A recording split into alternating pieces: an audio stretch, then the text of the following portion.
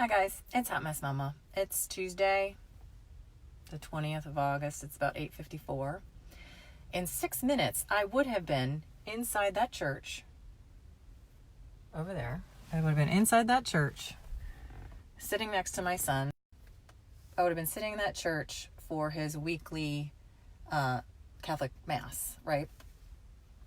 So, unfortunately, and my son and I have been looking forward to it for like a week because he has Mass once a week and it's just his first and second grade class, right? Brand new school, brand new city. He doesn't really have any friends because he's just so new and there's only 2 other boys in his class. So it's a big deal for him to sit next to mom during Mass, right? So we've been talking about it. Last night he was talking about it, asking me to promise him to be there for Mass today. This morning, over and over again, Mom, you're going to be there, right? Remember, you can't be late, Mom. Remember, you got to be there, right, Mom? So I said, of course. So I drop him off and school starts at 8. And so I thought, okay, Mass, like the Masses last week, will start at 9. That would have been in like 5 minutes, right? And I would have had plenty of time to get to that Mass on time, right? Okay, so that didn't happen. Apparently, not only does school start at 8 o'clock, but Mass starts at 8 o'clock. So they literally take the kids from their classroom, even before class starts, and put them in the church for an 8 a.m. start. And they have their Mass with the rest of the daily public, the daily Mass. Well, I didn't know that. I thought I was at 9.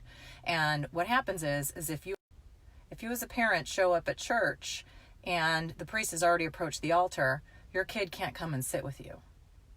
So I am like literally sitting on one aisle and my son is sitting in the aisle, like the seat across the aisle from me, and he's weeping throughout the entire Mass. I mean, I'm not talking like he's upset and pissed off at me. I mean, we are talking weeping, snot coming out of his nose, glasses are fogged up because he is so upset because he has to sit with his class instead of sitting with his mother who promised him she would be there for the Mass.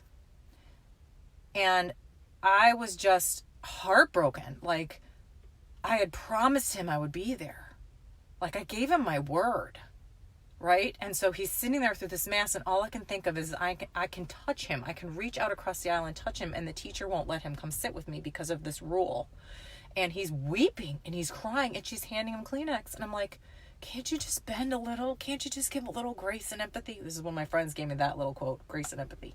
Can't you just give me a little, like, we're so new and we don't know what we're doing. And yes, it is a rule and sorry that we broke it, but it was a misunderstanding.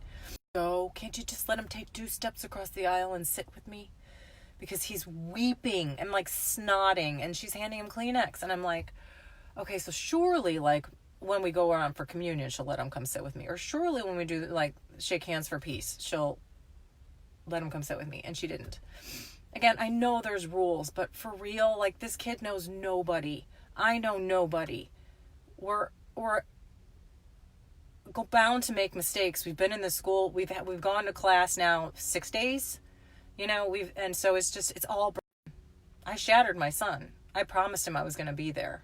And my heart was hurting through the whole Mass as I'm sitting there watching this happen. And then I'm seeing the teacher console him from his crying. And I'm like, you don't need to console him. I'm his mother. I can do that. Just let him step across the aisle. And she wouldn't let him do that. And so I'm just kind of heartbroken because my son feels like I let him down. And now he has this memory of church in such a negative way. I'm just worried that he's going to have a negative view of church now. And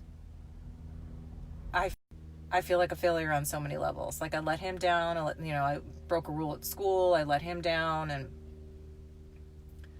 I walked out with him like as I was like gonna walk. We walked to Mary after we have church. We have a statue of Mary. We walk there, and he looks at me and he's crying, and he's like, "Mom, this was the worst day ever." Crying, worst day ever. And at this point, it's like 8:25. Like literally, he's been in school for 25 minutes, and it's his worst day ever. And it has to do with church, and it has to do with God, and it has to do with his mother.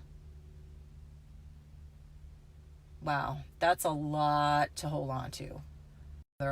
This is probably the mother of all my fails. And I don't know what to do to make it right. Like, there's no candy, there's no toy, there's no outing, there's no something that I can do to make this right. And I don't know.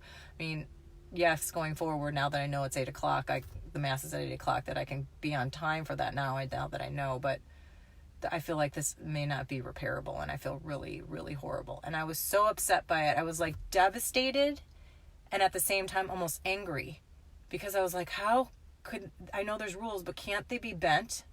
Can't we just be can't we just have a little grace and be a little kind and just let him step across the aisle?